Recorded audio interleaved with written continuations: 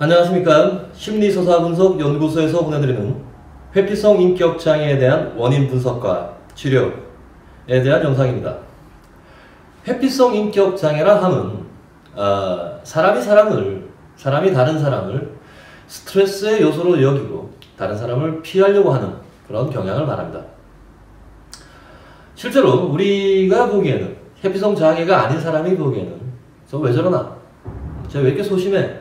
라고 이제 가볍게 넘길 수 있으나 실제로 회피성 장애를 앓고 있는 사람 입장에서는 사람을 만나는 것 자체가 거대한 스트레스 요인이므로 생활한다는 것 자체가 쉽지가 않겠죠. 이를테면 학교 선생님이 있다고 생각해 봅시다. 학교 선생님이 회피성 성격 장애를 앓고 있습니다. 그러면 그가 마주대하는 모든 학생들이 다 그에게는 두려움의 대상이 됩니다. 그가 수업을 1시간, 2시간 할 때마다 그 두려움과 싸워서 이겨나간다고 생각해 보세요. 그리고 그가 마트에 가서 캐셔를 대할 때, 그가 고속도로를 지나면서 톨게이트를 지날 때, 식당에 가서 식당 아줌마를 대할 때 그 모든 존재들이 그에게는 다 스트레스 요인이 된다고 생각한다면 그들이 받고 있는 고통을 우리가 좀 짐작할 수 있을 것 같습니다. 오늘의 주제는 회피성 인격장애, 부제는 대항할 행동이나 마음이 없다라는 형태로 잡았는데요.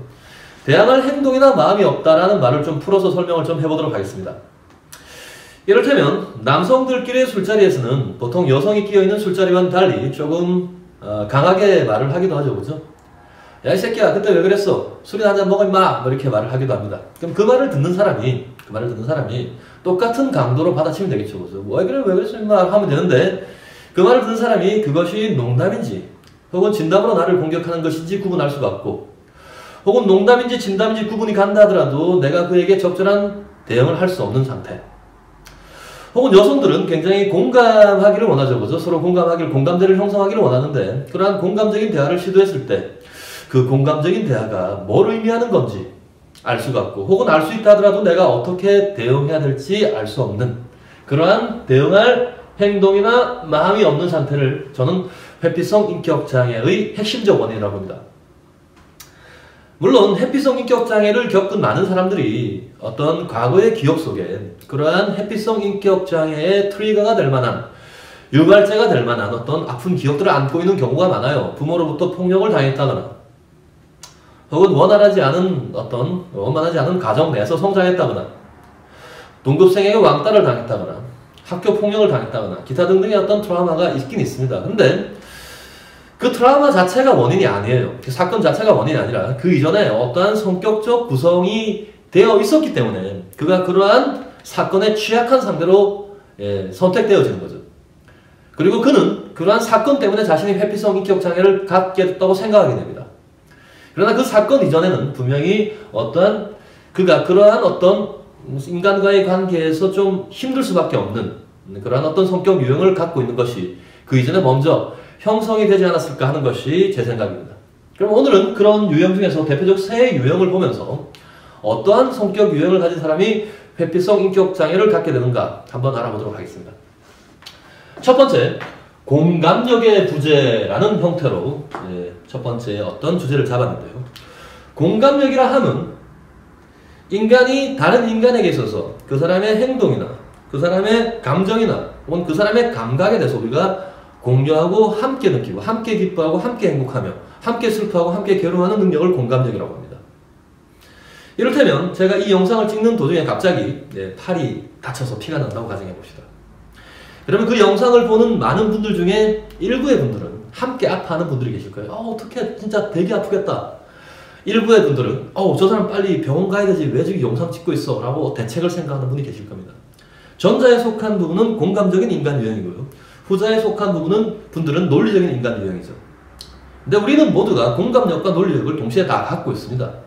그 중에서 상대적으로 어떤 게 더 크고 어떤 게 더 작아서 그 사람의 주된 인격을 이루느냐의 차이가 있을 뿐이죠. 그런데 특이하게도 공감력이 아예 부재하는 사람도 세상에는 존재하고 있는 겁니다. 어떤 종류의 공감력이냐면 보편적 공감 영역이란 형태의 공감력입니다. 이를테면 지금 사람을 죽이러 가는 한 살인자가 있다고 가정해 봅시다. 우리는 그 살인자의 마음에 공감할 수 있습니까? 대다수는 공감할 수 없겠죠. 그죠? 근데 지금 엄마를 잃고 울고 있는 꼬마아이가 있다고 생각해 봅시다. 우리는 그 슬픔에 공감할 수 있습니까? 대다수는 공감할 수 있죠. 그죠? 그렇게 공감할 수 있는 영역을 저는 보편적 공감 영역이라고 하는데요. 이 보편적 공감 영역은 그 사람이 논리적인 사람이든 혹은 감정적인 사람이든 간에 누구나 다 가지고 있어야 되는, 인간이라면 다 가지고 있어야 하는 교집합적인 형태의 공감 영역입니다. 그런데 특이하게도 이러한 보편적 공감 영역이 작거나 아예 없는 사람들이 존재하는 거죠. 그래서 그 사람들은 이 부분을 다른 사람과 상대를 해야 되므로 이 부분을 뭘로 채워넣는가? 보편적 공감 능력보다 상대적으로 더 발달해 있는 논리적 능력으로 이 부분을 채워넣습니다. 즉, 제가 팔을 다쳤을 때 그걸 보고 다 아파하지만 자기는 아프지 않은 거예요. 아무런 느낌이 없는 거예요. 저 어때서? 그때 다른 사람이 다 아파하니까 함께 아파하는 척, 걱정하는 척 하는 거죠. 논리적 능력으로. 이를테면 남성의 경우에는 그 내부의 여성성이 굉장히 작아진 형태. 왜냐하면 공감력은 여성적 영역입니다. 작아진 형태이고, 여성의 경우에는 여성 자신의 본성이 작아진 형태가 되겠습니다. 분석 심리학에서는 이를 남성 속의 여성성 아니마라 부르고요, 여성의 본성 그림자라고 부릅니다. 이거 두 개가 위축되어진 형태를 우리가 볼 수 있겠죠. 어떤 환경에서 주로 발생이 되냐면, 어린 시절에 아버지와 어머니가 존재할 때 어머니의 역할이 부부 사이에서 굉장히 무시당하고 있거나, 혹은 어머니와 자녀의 역할에서 어머니가 보편적으로 사랑하고 공감해야 될 일을 하지 않고 아이를 때리거나 혹은 또 학대하거나 무시할 때, 그래서 이 아이의 마음속에 여성이란 존재에 대한 부정성이 생길 때 보편적 공감 영역이라는 여성적인 어떤 성격적 유형이 개발되지 않는 상태를 말합니다. 이런 경우는 대다수 아까도 말씀드렸지만 보편적 공감 영역이라는 그 능력을 논리나 이성적 능력으로 채워놓고 있어요. 그래서 그는 다른 사람이 다 공감하는 상황을, 함께 공감하는 상황을 함께 공감할 수가 없어요. 함께 공감할 수가 없으니까 다른 사람은 그 사람을 이상한 사람 취급합니다. 그러다가 어떠한 사건이 터지겠죠. 왕따를 당한다거나 혹은 또 뭐 폭력을 당한다거나 혹은 어떤 불이익을 겪게 되겠죠. 그죠? 그러면서 그는 느끼게 됩니다. 아, 이래서는 안 되는구나. 뭔가 연습을 해서 그들처럼 행동하려고 해야 되는구나 하면서 논리적인 형태로 연습을 해서 그러한 공감 능력이 있는 것처럼 활동하게 되겠죠. 물론 뭐 제가 말씀드린 것은 수많은 예 중에서 하나의 루트를 말씀드리는 겁니다. 예로 말씀드리는 거예요. 다른 형태로 이제 뭐 하는 분들도 계실 겁니다. 이런 분들의 경우에는 사람들이 느끼고 공감하고 서로 공유하는 것들이 다 자기에게는 스트레스가 됩니다. 어디서 느끼고 어디서 공감하고 어디서 공유하는가라는 어떤 스트레스를 받게 돼요. 이런 분의 특징은 일반적인 명사를 추상화시키는 형태에 굉장히 약합니다. 이를테면 제가 창문이라는 어떤 일반 명사를 주고 이것을 추상적인 느낌으로 바꿔보세요. 혹은 다른 연상이 되는 단어를 말해보세요. 라고 한다면 보통의 형태로는 창문을 통해서 밖을 보니까요. 그죠? 자유, 혹은 창문을 통해서 뭘 기다리니까 기다림, 혹은 그리움, 뭐 이런 형태로 가겠죠. 그죠? 근데 이런 분들의 경우는 그러한 창문과 뭐 그리움, 뭐 기다림 이런 것들이 연결이 전혀 안 되고, 그게 왜 연결된지 알 수가 없고, 창문 그러면 그냥 창문 틀, 창문 그러면 깨끗하다, 창문 그러면 투명, 이런 식으로 논리적 형태로 연결되는 경우가 굉장히 많습니다. 실제로 여러분 주변에 있는 그 누군가와 함께 연상되는 형태의 이 단어를 말하면 뭐가 연상되니? 예를 들어 일요일 그러면 휴식, 일요일 편안함, 일요일 늦잠, 괜찮은 거죠, 그죠? 근데 일요일 그러면 토요일, 일요일 그러면 휴가, 뭐 어떤 실질적인 일요일을 말하는 경우, 이런 경우는 이제 이런 보편적 공감 능력이 좀 떨어지는 형태가 아닌가라는 생각이 듭니다. 그리고 이런 경우에 보편적 공감력이 부재하는 경우에 사람들이 비유법을 잘 이해를 못합니다. 당신은 저 하늘에 빛나는 별이요 라고 했을 때 빛나는 별처럼 당신이 아름답다는 얘기인데 그 말을 이해를 못하는 거죠. 왜 사람이 별이야? 라고 생각하게 됩니다. 왜냐하면 그의 논리로는 이 비유라는 형태의 인간의 언어를 이해할 수 있는 논리가 존재하지 않기 때문이죠. 좋습니다. 이런 유형이 있을 수 있겠고요. 두 번째로는 논리력, 공격력, 방어력이 부재하는 형태, 즉 남성적인 능력이 부재하는 형태일 수 있겠습니다. 논리적으로 판단하고 사고할 필요가 있습니다. 그렇죠. 모든 일들을. 그리고 상대가 나에게 부당한 일을 할 때 적절한 형태의 공격을 할 필요도 있겠죠. 그죠? 당하고만 있을 수는 없으니까. 상대가 나를 공격할 때 내가 방어할 필요도 있겠죠. 그죠? 이게 다 남성적인 능력에 속해 있는 부분입니다. 그런데 어떠한 특정한 이유로 그의 아버지가 이러한 남성적인 것을 그에게 전달해줘야 될 아버지가 어머니에게 억압당하고 있구나, 혹은 남성의 복수를 잘 못한다거나, 혹은 아이에게 굉장히 부정적인 영향을 미쳐서 아이가 자신의 남성성을 개발하지 않았거나 하는 형태에서 이 아이는 자신 속에 남성성이 없게 되죠. 그래서 그는 이러한 사소한 공격에도 걷잡을 수 없는 어떤 타격이 있습니다. 왜냐하면 모든 것을 감정적으로 생각하기 때문이죠. 그가 나에게 논리적인 비판을 가했는데 나한테는 감정적으로 다가오는 겁니다. 야, 김대리, 이 보고서를 이렇게 써서 되겠어? 그럼 보고서를 이렇게 써서 되겠어라는 말 속에는 보고서가 잘못됐다는 논리적인 비판과 함께 그리고 김대리에 대한 그 자리의 직책에 대한 비판이 포함되어 있죠. 근데 이 김대리는 논리력, 공격력, 방어력이 존재하지 않으니까 감정적으로 받아들여. 나를 공격하고 있다. 내가 여기서 어떻게 대응할지 모르겠다. 그냥 상처를 받는 거예요. 상처만 받게 됩니다. 이런 분들의 특성은 방향을 잘 몰라요. 시간 개념도 잘 없습니다. 과거, 현재, 미래가 잘 없어요. 우리가 흔히 얘기를 할 때 지금 현재를 우리의 공감대로 두고 얘기를 하는데 갑자기 과거나 갑자기 미래 얘기를 합니다. 혹은 지금을 공감대로 두고 얘기하는데 갑자기 저쪽이나 이쪽에 얘기를 해요. 갑자기 우리와는 다른 얘기를 하게 되는 겁니다. 왜 우리가 다른 얘기를 하게 되냐면 그분에게는 감정적인 것만 중요하기 때문이죠. 감정적인 것만 중요해요. 이 감정, 이때 느꼈던 감정과 공감되는 이 사건들을 끌어오기 때문에 그래서 상대의 논리적인 대화, 상대가 나를 공격하는 혹은 또 상대가 나를 공격할 때 방어하는 대화들이 잘 없는 경우가 많아요. 위의 경우는 반대로 남성 속에 남성의 본성, 즉 그림자가 억압된 경우, 여성 속에 있는 남성의 본성, 아니무스가 억압된 경우에 많이 발생합니다. 마지막 예로 중간 단계의 감정이나 행동이 부재한 경우도 우리가 생각해 볼 수 있겠습니다. 이렇다면 어떤 가정의 아버지가 굉장히 폭력적이고요. 어머니는 굉장히 그 아버지에 대해서 비굴한 형태의 삶을 살았다고 가정해 봅시다. 그럼 이 아이가 볼 때 행동은 딱 두 개밖에 없어요. 누구를 때리거나 아니면 비굴해지거나. 자, 비굴함이 우리가 다이얼로 만들어서 다이얼이 1이라고 가정해 봅시다. 폭력이 10이라고 가정해 봅시다. 그러면 2, 3, 4, 5, 6, 7, 8, 9의 중간 단계의 행동과 생각이 굉장히 많겠죠. 그죠? 누가 나에게 부당한 일을 했을 때 그 부당한 일에 대해서 감정 없이 항의하는 방식의 5 정도의 방식이 있겠죠. 누가 클락션을 빡 눌렀다. 차를 타고 왔는데. 그러면 막 욕을 한다. 왜 욕을 하세요? 정도의 항의를 할 수 있을 겁니다. 그런데 이분에게는 그 중간 정도가 없는 거예요. 그가 나에게 빵 했을 때 죄송합니다 하거나 아이 새끼 하고 나가거나 둘밖에 존재하지 않는 겁니다.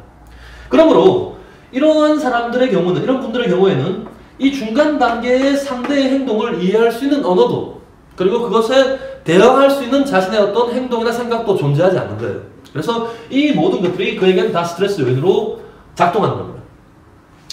이러한 형태로 그의 성격이 구성이 되겠죠. 그죠? 또 수많은 다른 형태가 있을 수 있겠습니다. 대표적인 세 가지 형태로 성격이 구성된다면 이 성격의 구성은 주로 그 가정 내부에서 형성이 될 것이므로 그러한 불균형 속에 어떤 균형이 있을 거예요. 그래서 자기가 비정상이라고 생각을 하지 않고 살아가다가 사회에 나가서 다른 사람과 마주대하면서 어떠한 체험을 하게 됩니다. 너만 달라. 너만 이상해. 왜 너만 그래? 라는 어떤 체험을 하게 되고 그 체험을 통해서 트라우마를 겪게 되는 경우가 굉장히 많겠죠. 폭력, 왕따, 혹은 직장 내에서의 따돌림, 기타 등등의 일들을 겪으면서 그가 이래서는 안 되겠다는 생각을 가지고 이러한 자기의 성격 유형은 제껴둔 채로 노력을 통해서 공감력 부재를 논리로 채워넣는다거나 혹은 또 논리력, 공격력, 방어력 부재를 자신의 감정을 없애려고 하는 형태로 이렇게 추구를 한다거나 중간 단계의 감정 행동이 부재할 때 사람을 피해버린다거나 잘 안 된다면 결국 나중에는 사람들은 그냥 스트레스의 요인들이야. 나를 힘들게 하는 요인들이야 하면서 사람들을 회피하는 형태로 발전되는 경우가 바로 회피성 인격장애의 대표적 유형들이 아닌가라는 생각이 듭니다. 좋아요. 아까도 말씀을 드렸지만은 우리가 이렇게 쉽게 얘기하지만은 이것을 겪고 계신 분들은 굉장히 많이 힘들 거예요. 저의 경우도 역시 마찬가지로 2번과 3번이 합쳐진 형태의 회피성 인격장애를 제가 옛날에 좀 겪었던 것 같아요. 저한테는 논리력과 공격력, 방어력 등이 남성적인 부분이 별로 없었고요.